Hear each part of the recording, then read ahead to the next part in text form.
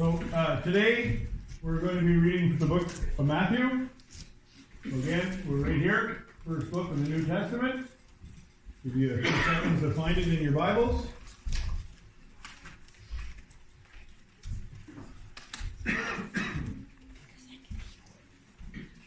As you're looking it up, I'm going to talk. I want you to think about the fact that I am always, pretty much always, talking about the fact that how we're all called to ministry. As soon as we come to, did I mess up my mic again? Did I break it? I think I did. Okay. No? Okay. That as soon as we come to faith, there is a ministry for us. I'm not saying everybody's called to be a general superintendent. I'm not saying everybody's called to be clergy. I'm not saying everybody's called to be a missionary. I'm just saying there's work to be done. And there's always a call on your life to do something. So as we read this scripture, think along those lines. So Matthew chapter 10, beginning at verse 1, it says, yes, please stand.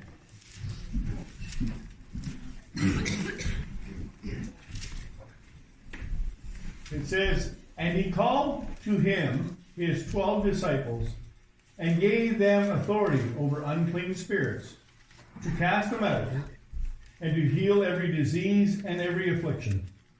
The names of the 12 apostles are these. First, Simon, who is called Peter, and Andrew, his brother, James, the son of Zebedee, and John, his brother, Philip and Bartholomew, Thomas and Matthew the tax collector, James the son of Alphaeus and Thaddaeus, Simon the Zealot, and Judas Iscariot, who would betray him. These 12 Jesus sent out, instructing them, go nowhere among the Gentiles, and enter no town of the Samaritans, but go rather to the lost sheep of the house of Israel.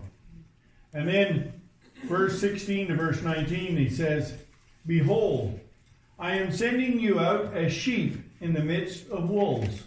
So be wise as serpents and innocent as doves. Beware of men, for they will deliver you over to the courts and flog you in their synagogues. And you will be dragged before governors and kings for my sake, to bear witness before them and the Gentiles. When they deliver you over, do not be anxious how you are to speak or what you are to say, for what you are to say will be given to you in that hour. You may be seated.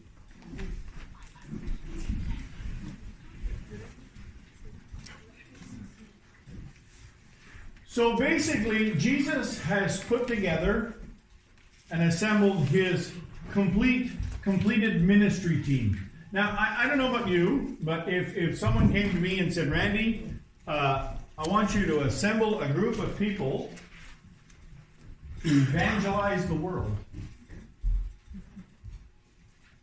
I'd be looking more at 12,000.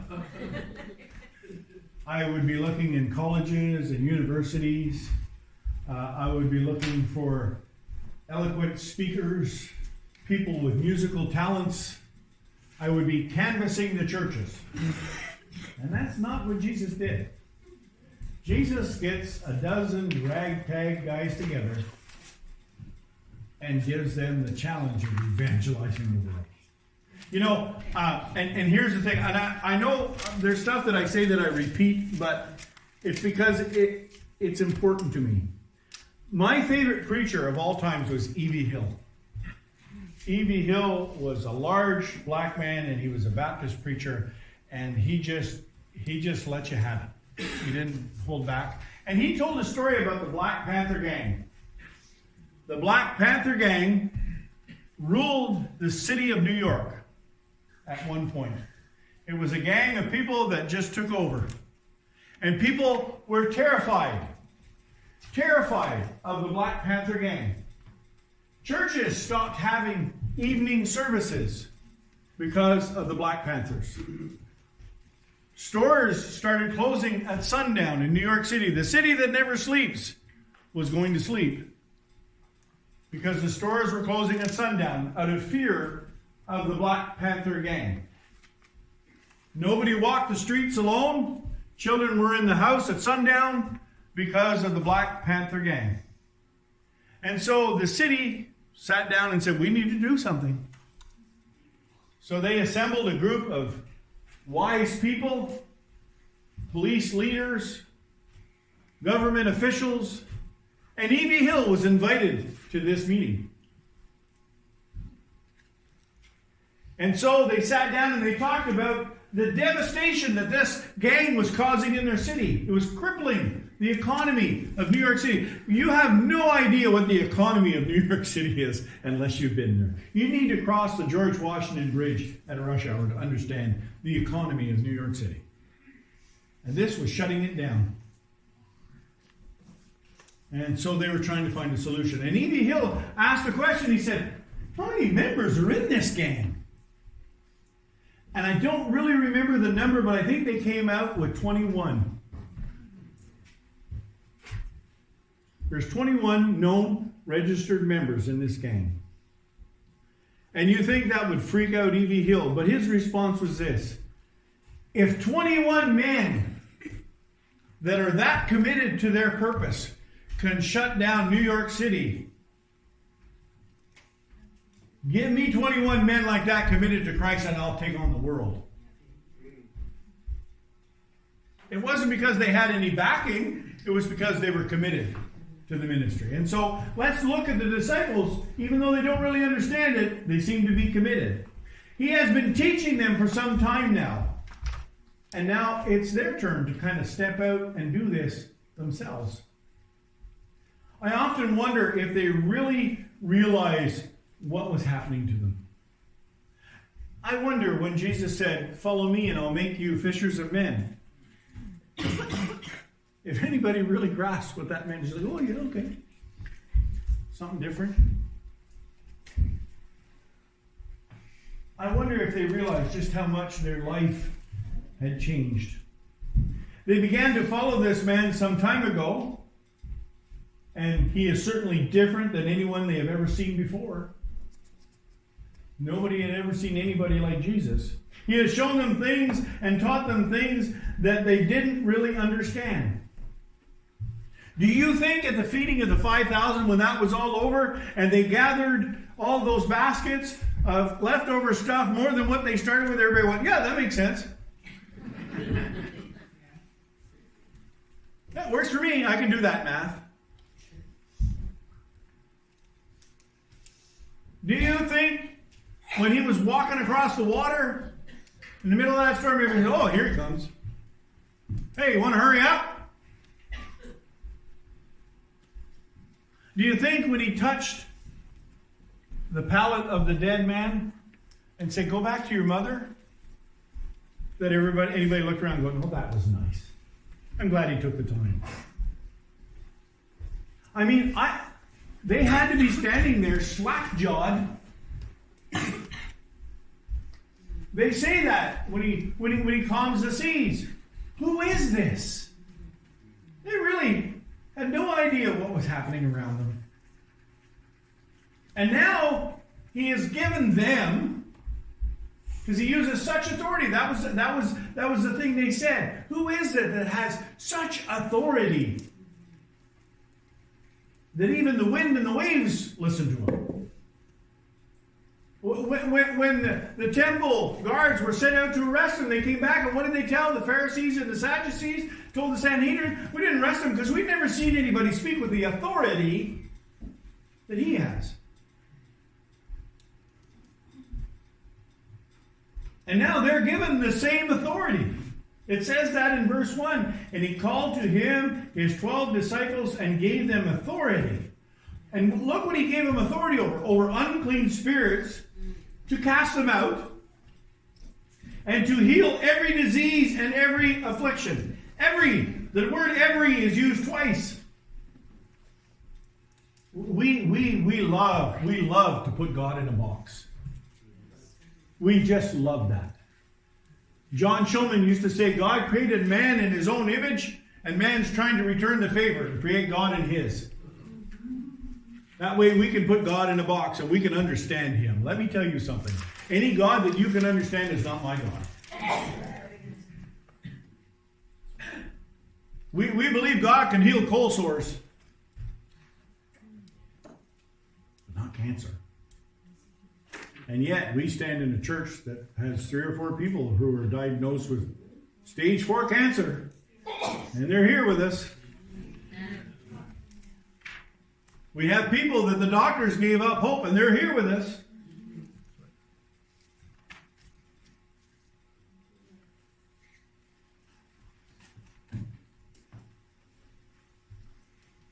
So he gives them authority to heal every disease and every affliction. He is sending them out, and he is expecting them to do the same.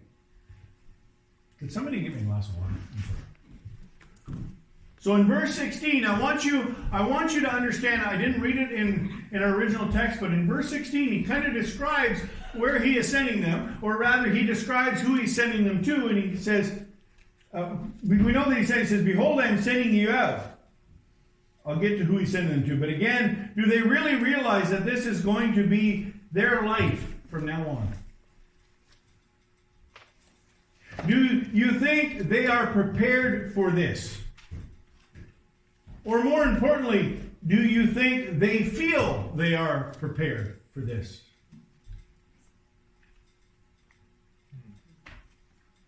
I had to live this last night. We have a church in the district who is in the process for the first time in the history of any of the Nazarene churches in the province of Quebec. They are in the process of picking a new pastor. It has always been that the church is not stable, is not organized, is not strong enough, doesn't have enough people within or enough understanding. And so the district has always said the church is in crisis and has appointed pastors in all these churches for years. But this church is healthy. This church is organized. This church is strong. This church has 3 associate pastors in their congregation. They run about 200 people. So the first time ever, they get to pick a pastor. And that's exciting. And the district superintendent, that's his job, to go and lead them through this process. But the district superintendent is in Kansas City. So Randy gets to go. And it's all in French. And a little bit of Creole mixed in. Did I feel prepared? No. But I knew who I was going with. And I mean, the end of the day, they haven't picked a pastor yet, but we've narrowed it down to 2. So we did make progress, and keep that church, it's Montreal North, keep them in prayer. I'll go back in a couple of weeks on a Saturday night and have another board meeting with them. But I don't think these guys felt that they were prepared. It's like, okay, we're going out. They had not been raised to be priests or healers. You know, their education system was the synagogue. And the teachers would watch these young boys only, and see who had gifting. And they would be taken aside and they would be educated to be priests. These guys were all like, you're going to be a fisherman. And you're going to be a tax collector. None of them were taken out of the priesthood. None of them were healers. And yet Jesus says, go and heal everything. Heal everything that steps before you. Whether it be demon possession or a physical ailment, just heal it all.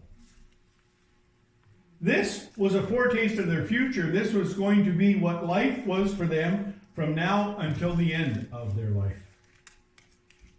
And I'm sure as they headed out, they felt that there were just a few holes in this plan. You ever go into something you say, you know what, there's a couple holes in this plan. I think it would have been interesting to listen to the conversation of the 12. I always think that. When I read scripture and I read about stuff that's happening, I always wonder about the conversation around the fire after, or the conversation down the road. It's like, okay, guys, here we go. Whew, this is it. And look at the description of people they are being sent to. Verse 16, it says, behold, I am sending you out as sheep in the midst of wolves.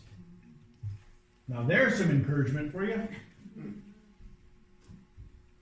I'm sending you out as sheep in the midst of wolves. I don't know if you figured it out, but wolves eat sheep. That's their main diet. When I was trucking, I was running up to Val-d'Or for a little while, and I went up to just about James Bay one time. And it's very interesting. It's a different world up there, and I had a conversation with an Inuit gentleman, and he said to me, and he never opened his mouth when he spoke. He talked like this all the time. And he said he was out hunting. And he said, be careful. It was springtime. He said, be careful. There's a rogue bear out there. Okay. Now, when they talk bear, they're talking polar bear. Well, we're black bear. So I said, okay. He says, if you see him, don't stop. And he said, not even to take a picture. And I said, okay. And he said, where are you from? So I told him. And he says, do you have any bears around there? I said, yeah, there's some black bears. He says, you know, black bears, they live off of berries and grubs and roots. And they find something dead, they'll gnaw on it for a while. He said, brown bear's pretty much the same. Grizzlies even. Other than fish, grizzly will steal most of the meat that it eats. But a polar bear kills everything it eats. He said, you're just a walking meal to this thing. Wolves and sheep, wolves don't eat berries.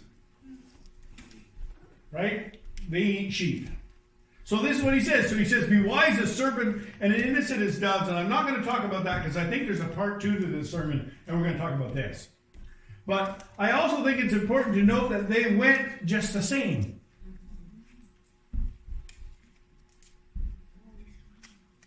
I mean, that's kind of the definition of a hero, right? General Patton said a hero is just someone who ran out of options. And so he says, I'm sending you to the most dangerous place you could go. You're sheep, and I'm sending you to take care of the wolves. And they go, okay, let's go. We don't always have the luxury of being prepared for what happens in ministry. As a matter of fact, we don't have the luxury of being prepared for life in general. Because just when you think you've got a grasp on things, life throws a curveball. And you know, I used to say it often and I stopped saying it, but I'm going to say it again this morning. I don't pray for easy days. I don't. I just pray that God gives me the strength to stand up in the hard ones. Because I know they're coming.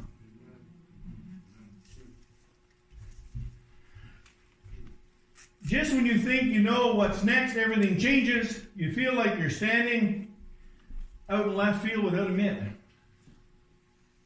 They were willing to try. And that is the most important thing here. They were willing to try. Yes, they would make mistakes. Everybody does. I sit back and I look over my ministry years and I go, man, what was I thinking?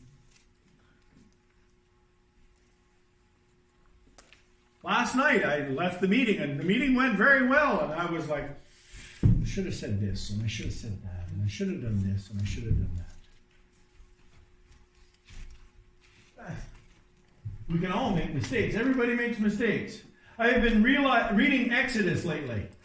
I read it quite a bit this week because I was looking at the life of Moses. And I see that he wasn't perfect, that he made all kinds of mistakes. I look at Jonah and how his ministry went. Look at Jonah. God says, go here, and he goes there. That's ministry. And God goes, oh yeah? Puke. Try again, buddy. And when that ministry is successful, what does he do? He whines and pouts about it. I knew you'd save them. We all make mistakes. King Saul was a good king to a point, but he wasn't ready to follow directions. And it cost him the kingship. And David certainly was not perfect, but how did God describe him? He had a heart of God. Man after my own heart. You know, the devotional that I read last night at the board meeting is when you're trying to pick a pastor, was that story when Samuel comes and he says to Jesse, bring me your boys. And they bring the first one out and he goes, he's good looking, he's big, but he's not the one. So he brings out the next one and he goes, no, that's not the one. Brings out the third. No. He runs 10 more past him, or 7 more past him. And he goes, none of them. Don't you have any more? He goes, well, there's a little kid there, David, the little twerp. He's out looking after the sheep.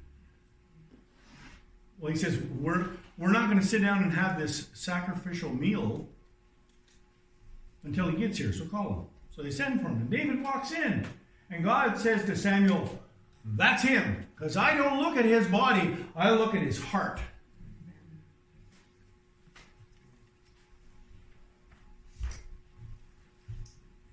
He wasn't perfect. He messed up. He sinned big and he repented big. Nobody is perfect. But the disciples head out on that day and they were not perfect and they would make mistakes. They would have victories in some places and they would have defeats in other places. In some areas, they would know just what to do and just what to say, and in some, they wouldn't. Some situations, they would be strong as an oak tree, and others, they would be weak. I put oak tree in for you. We have a private joke. This is kind of a side thing. My daughter's wedding, Mallory's wedding. I did Mallory's wedding without crying. Nobody could believe it. I sat down and Brenda said, you didn't cry. And I said, I'm an oak. So then it was time for the speeches. And I went up and did the father-daughter speech. And the bridesmaids had their head right down on the table sobbing and everybody's crying and I couldn't figure it out. And one guy come up to me and said, I'll give you $250 to write my speech for my daughter's wedding next month. I went back to the table and I sat down and Brenda said, and you didn't cry. I said, I'm an oak. So then they said, well, it's the father-daughter dance. No problem. I stood up, walked to the dance floor, and Mallory had not cried either. And Mallory doesn't call me Dad. She calls me Daddy. She always has. And I walked out on the dance floor, and she looked at me, and she said, Daddy, I just need to cry. And she put her head on my shirt that I paid far too much money for. And the mascara ran down my shirt, and I sobbed like a baby. And I sat down at the table, and Brenda said, you're an oak.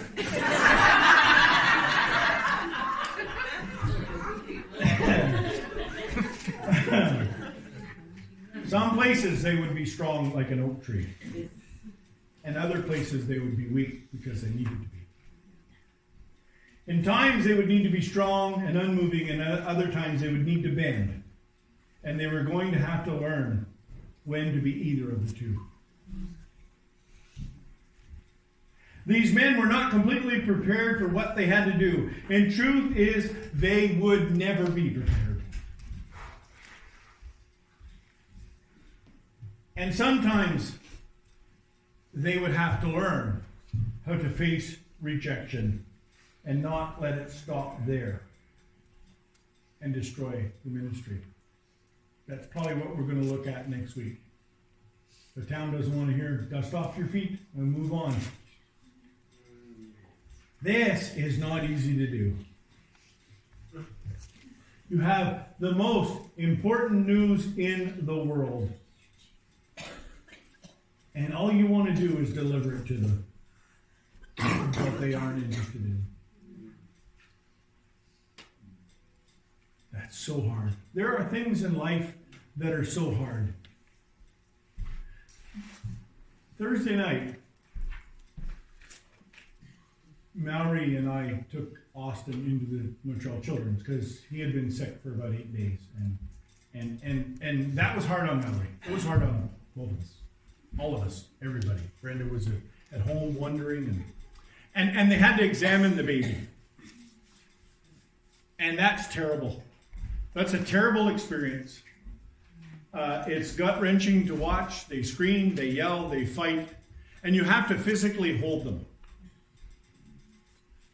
And some of you notice a scar on my hand here and there and up here. I fell when I was about 10 and I cut my hand pretty severely, and they had to take skin from here and put it here. And I don't know why. It was back in the days when the dinosaurs roamed the earth, but they couldn't get it to freeze. And my father held me down and the doctor skinned me. That's the first time my mother heard me cry. And I said I would never do that to my kids. Never. And one day Mallory needed blood tests and she was about this big. And I held her down and they took blood from her. And it bothered me for years. Well, we just had to hold Austin down to check in his ears. And Mallory said to me on the way home, she goes, that was so hard. This has been so hard. She goes, this is the hardest part of parenting. And I said, no. The hardest part is there's going to come a day when they're going to look at you and say, you're an idiot and you're ruining my life. That's the hard part. That's the hard part of ministry. When you're doing everything you're doing out of love, and they don't want to hear it. They just don't want to hear it. And those are the times when we need to lean into God and say, okay, God, you need to carry me to the next place. Because I don't feel like walking right now.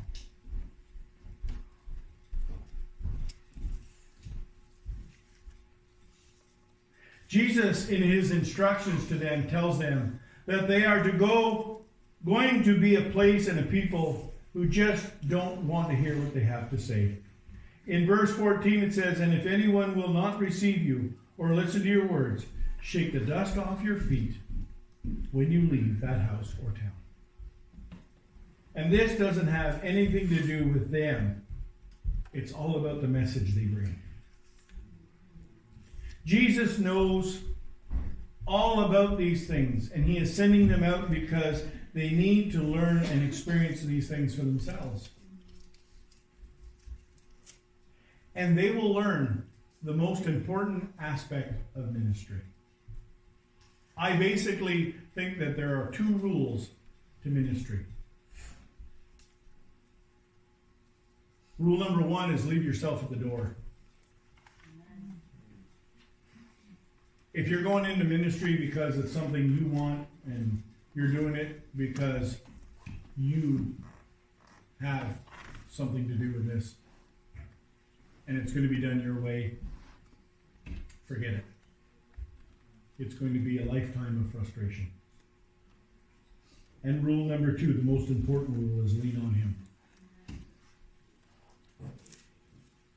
This life we live and the ministries that we are given are not ours, but God's. This is his plan for us and for the people he sends us to. In our own lives and the way we live and in the different ways that we are learning and growing, we will need to lean on God and ask him to fill in the holes in ministry.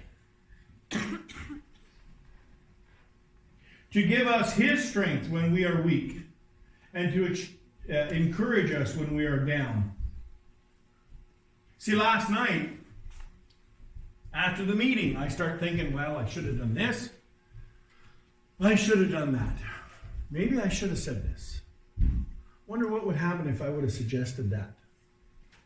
And I'm driving down the Metropolitan, and Ian calls me and says, so how'd it go? So I told him, and he goes, that's amazing.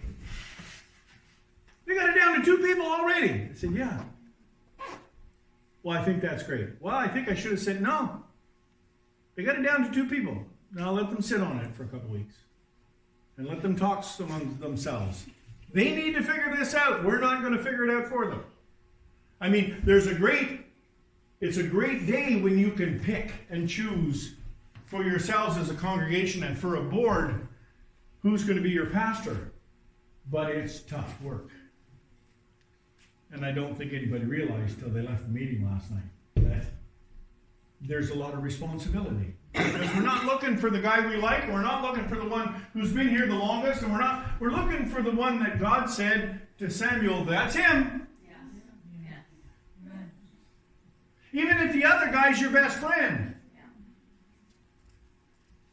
Because if this guy's mad at you because you voted for that guy, he never should have been pastor in the first place.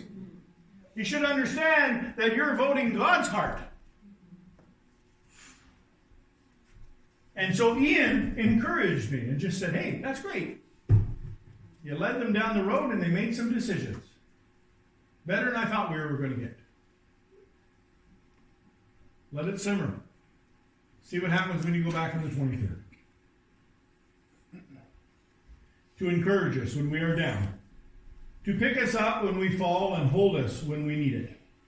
You see, often God is not looking for someone who is strong in themselves, but someone who has a heart that will call on him for strength. He is often looking for someone who will stand the test because they are in the image of him. People who, when they fall, are willing to stand up with the help of him and start over as many times as it takes. I love Paul. I remember when David first started coming to this church, he didn't like Paul. He would read, no, not that Paul. The Bible Paul. I don't want to start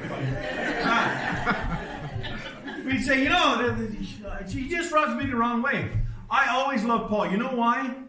Not because he never got knocked down. He got knocked down all the time. I loved him because every time he got knocked down, he just stood back up again and said, okay. There's a reason he could say at the end of his life, I have run the race, I have fought the fight. I've done everything I can. We were asked that question in a thing in Toronto about crossing the finish line.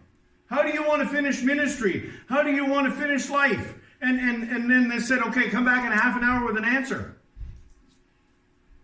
And everybody wrote down their answer. You didn't get to listen to this guy's answer and then say, well, I could better that. Just write down what you think. So we wrote it down, and then they read them. And there was a lot of people that said, I want to... And there's no wrong answers in this, right? Some people said, I want to finish first. And then I want to stand at the finish line and call people towards me. Great. Some people said, I want to finish last. And I want to push as many over the line as I can. And I said, I want to finish empty. I remember watching the Indianapolis 500 with Al and Bobby Unser, 2 brothers that raced. And I remember the year that, I think it was Bobby Unser, he ran out of gas 200 feet from the finish line, and he coasted across and won. That's what I want to do. To get to the finish line and say, I spent everything you gave me. I got nothing left. I'm just going to slide in. I don't care if I'm first or last, as long as I get across that stupid line. But I want to use everything I have.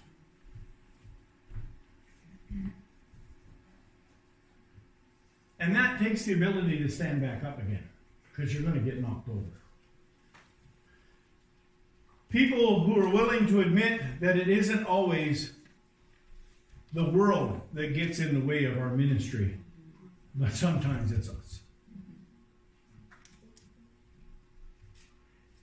And when this happens, people that are willing to step aside and allow God to have control of the situation and of their life.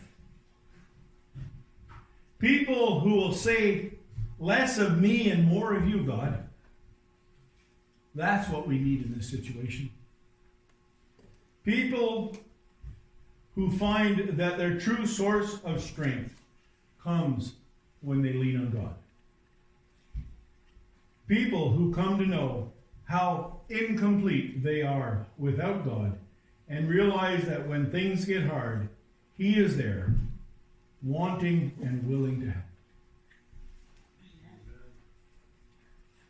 God has a ministry for each and every one of you. Each and every one of you. Maybe it's playing the ukulele or the banjo.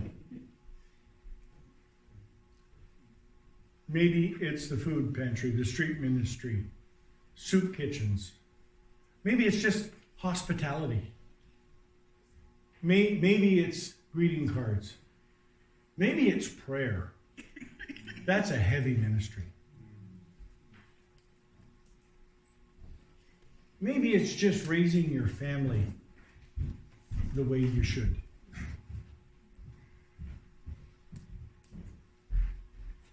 But we all have a ministry. And if we do it on our own, most likely we'll fail. But if we are leaning on God and we leave ourselves at the door, He is willing and wanting to help us. Let's stand. And I'm going to ask Roberto and Lisa and Brenda to come and help me and move into community.